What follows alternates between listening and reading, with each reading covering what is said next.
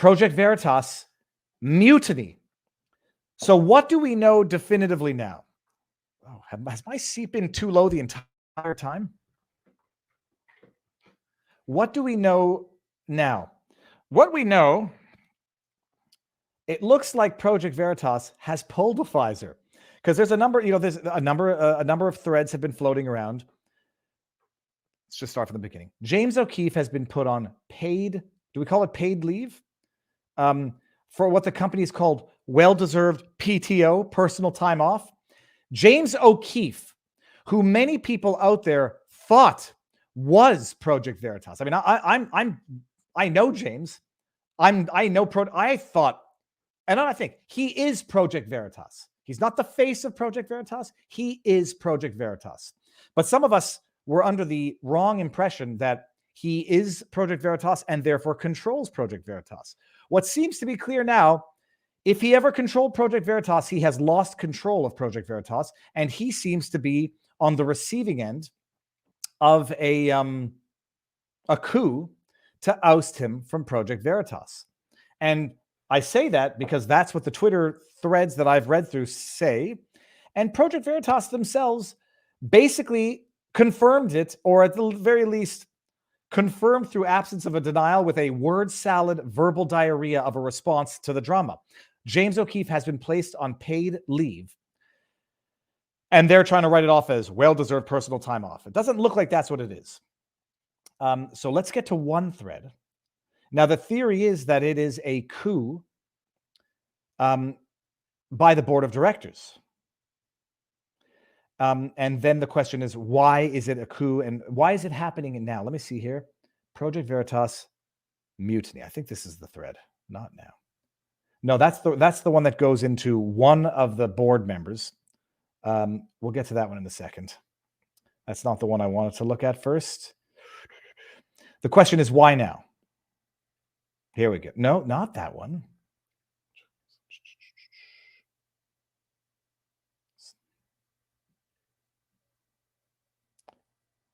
I have it. Son of a beast. And give me 1 second. I'm just going to pull it back up again. I want to get the right thread. There's two threads. One goes into in detail about that particular board member. And the other one, here we go. I don't know why I didn't have this open. Okay. So it's the one that says thread from Surigi. Okay, let's go here. From Swig. Okay, this is the thread. Okay, and we'll walk through it. It's pretty quick and it's pretty straightforward. Swig,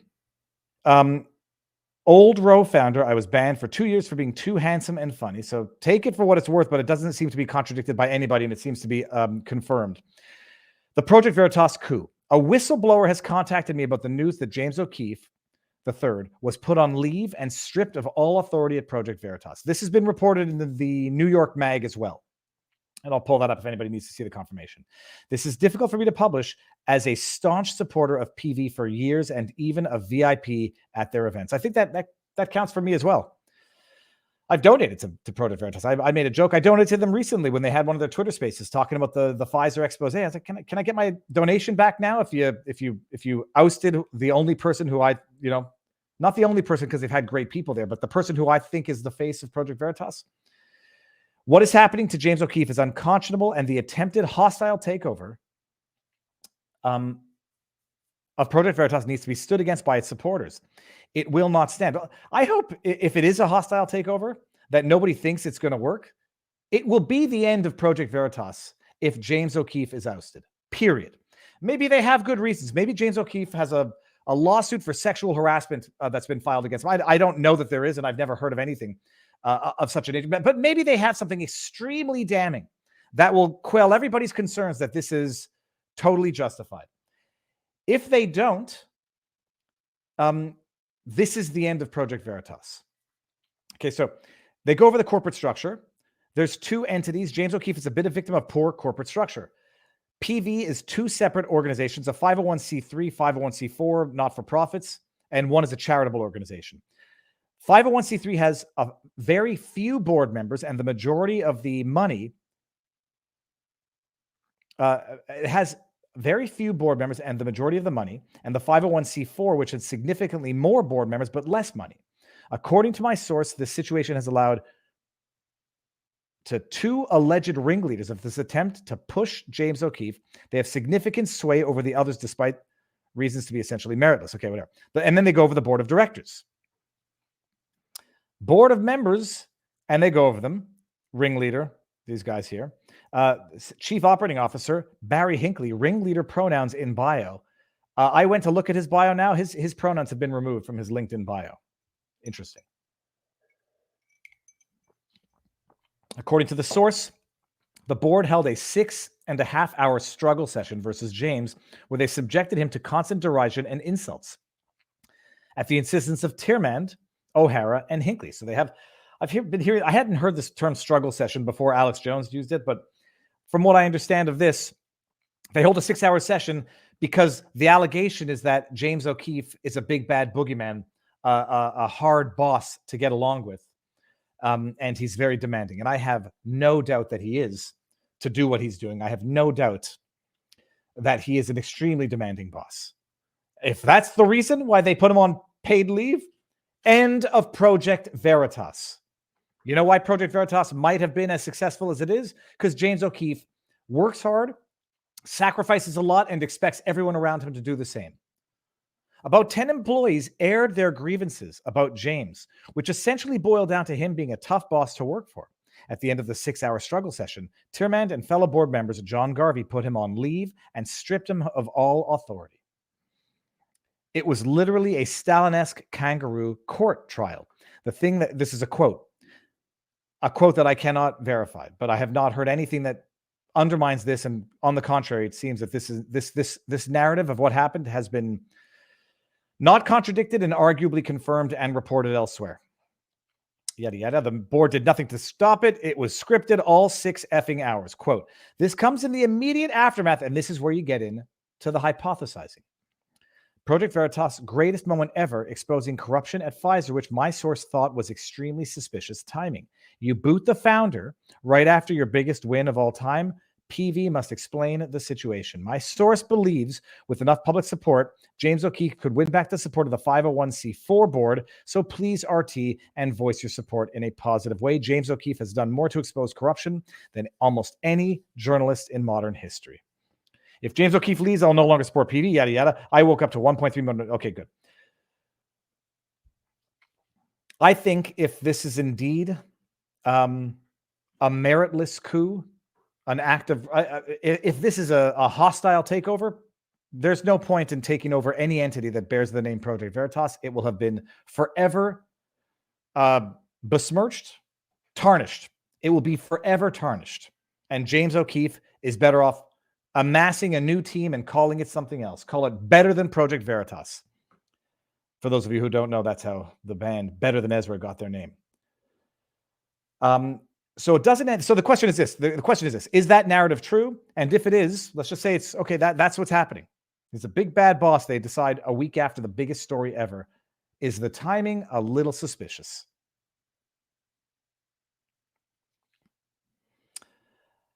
There's another, and then there's another thread talking about one of the board members who I'm not sure why people are picking on this board member in particular.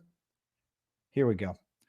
I'm not sure why this board member in particular is of interest, but this is from Amuse, who is Politique République, top conservatives on Twitter, vet, TCOT, vet. And it's politiquerepublique.substack.com. I only discovered this person's, I should follow. I'm in incognito. I only discovered them this morning. Okay, let's go back. Project Veritas mutiny. 4 months ago, Project Veritas hired 56-year-old Barry Hinckley to serve as chief strategy officer. He wrote an email to PV staff claiming he had stood up to a bully and had lost his job as a result. I would like a time frame on that, but this also could just be, two people apparently might have been ousted, fired by James, and they say, you can't fire me. You don't have the power, and now we're going to fire you. So you can't fire me because you're fired. Barry Hinckley is the heir to the Hinckley Yachts family, a failed Senate candidate from Rhode Island and CEO of a failed company that called itself the Airbnb of private house parties. Why did he attack James O'Keefe in just 4 months? Desperate for fame and fortune, recorded asking himself, his wife. So there's a video he's asking his wife to marry him. Barry Hinckley recruited 11 others, Project Veritas employees, to sign a letter declaring James O'Keefe a power-drunk tyrant. I'm smelling some confession through projection, which he presumably sent to PV's board of directors in an effort to oust him from the company. This is the fourth tweet for anybody who's listening to this on podcast at Viva and Barnes Law for the People on all things podcasty. The fifth thread, reportedly James O'Keefe fired Hinckley and O'Hara, CFO, as a result of their insubordination. This sounds like what we would call swinging ego fights.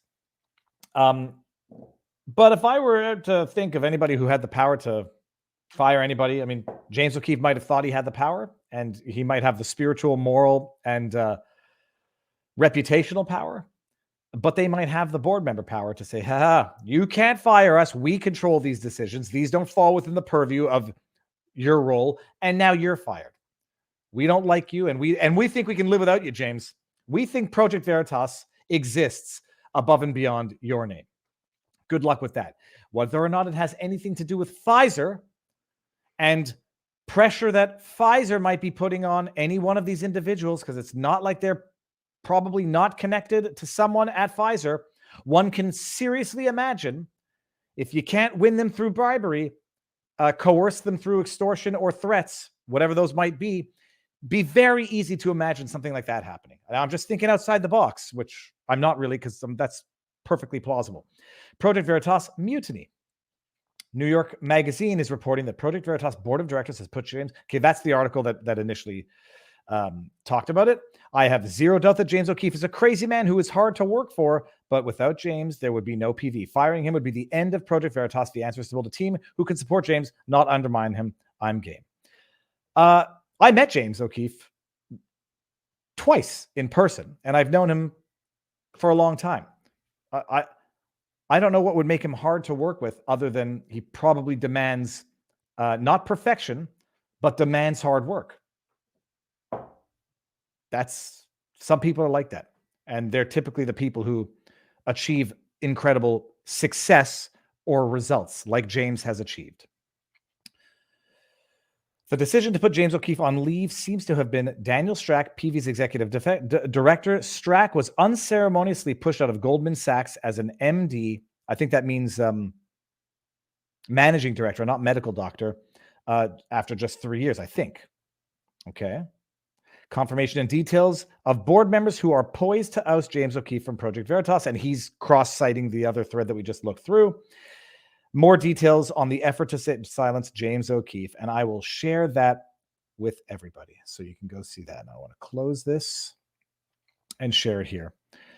What do I believe? I got into a little bit of it's not even an argument. So, a back and forth with David Raboy on Twitter. People say, wait for more details to emerge. And I'm like, okay, I'll wait for more details to emerge. But the fact that this comes a week after the Pfizer bombshell, and not just, I'm sorry, I didn't get to their response. The fact that it comes a week after the Pfizer bombshell, that's timing that is so coincidental. I think choosing to ignore it or choosing not to come to conclusions because of it is more willfully blind than it is presumptuous to come to conclusions because of it.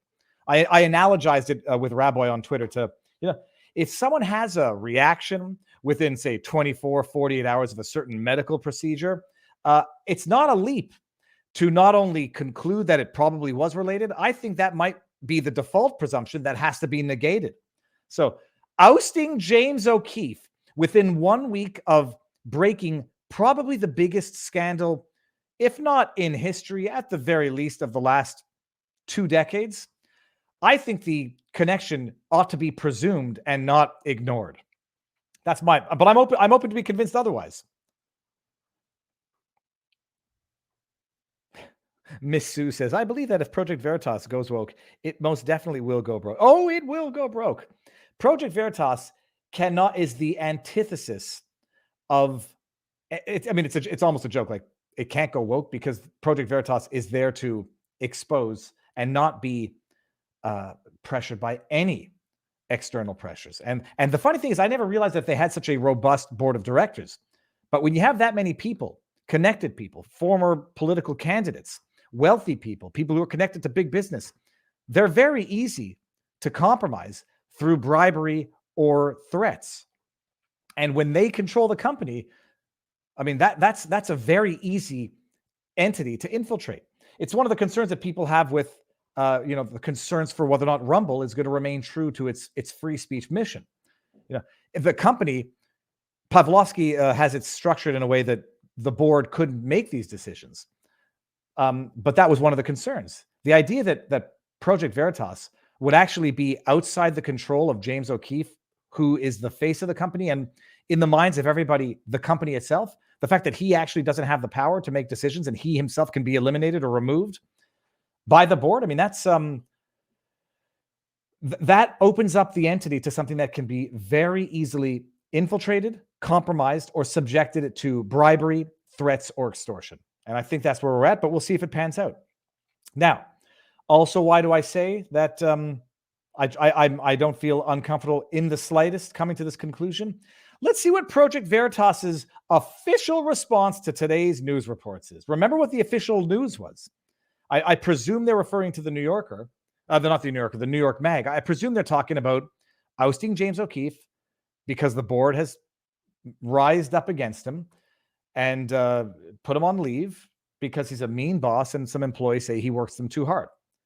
I presume that's the official news. And I presume also they're replying to the Twitter threads, because if they're not, they should be, and they have to.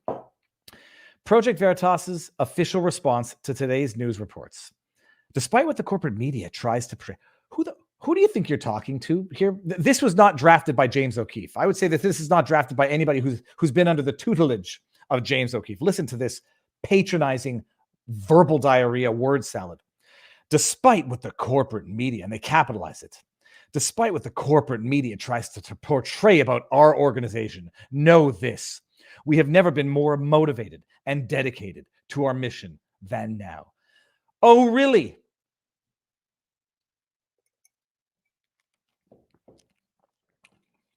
Never been more motivated. I'm not going to crush that ice because that might bother people. They've never been more motivated and dedicated to our mission than now.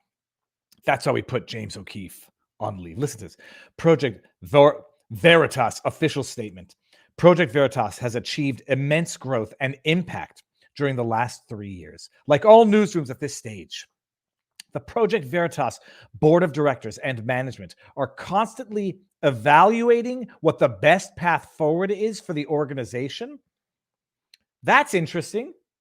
You're basically confirming that James O'Keefe has been put on paid leave and that you're determining whether or not ousting him in your mind is going to be best for the path forward of the organization. The board and management are continuing this internal evaluation to assure our long-term success. Project Veritas will never stop, and we will never let our supporters down. Too late, you dumbasses. Sorry to swear. Dumb bums. Too late. What are you telling us here? Yeah, we did it. We're assessing the best way to go forward in our mind, but we'll never let you down. There are 65 plus. You see what they're doing here, by the way. This is bigger than James O'Keefe. We have a team to support. There are 65 employees at Project Veritas dedicated to continuing the mission to expose corruption, dishonesty, waste, fraud, and other misconduct in both public and private institutions. You know what? You know what you're going to have in about a week or a month, however long it takes? You're going to have 65 unemployed employees. That's what you're going to have, Project Veritas. If this looks and smells, if this is the way it looks and smells, you're going to have 65 unemployed employees because of what you've done. And if there is a way to file any lawsuits against the executives that made this happen, oh, wow, would that be wonderful? To our supporters, we hear you. We care about you, and we will never give up. Who said that recently, by the way? We hear you. Oh, chat, you're going to have to help me on that. Who just said in response, we hear you, and we're trying to do better?